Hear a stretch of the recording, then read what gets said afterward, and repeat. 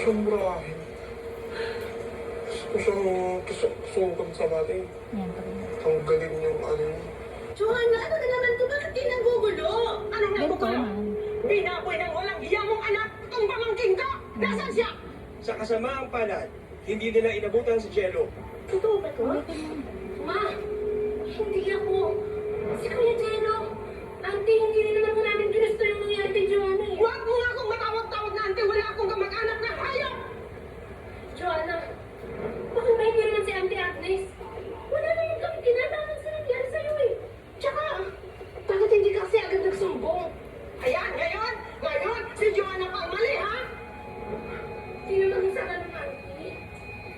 Huwag mo akong matawag-tawag na auntie. Magkikita tayo sa Osgano. Lalabanan ko kayo. Magkita tayo doon at hindi niyo ako mapipigilan. Ididimanda ko kayo. O, walang hiya kayo. Walang hiya yung anak mo. Ano po? Pati na, pati na, sir. Pati na. Ano ulit yung goal? Sa puntong ito, ilan ang walang Give me di ng one pag-asa chance. ang pinakita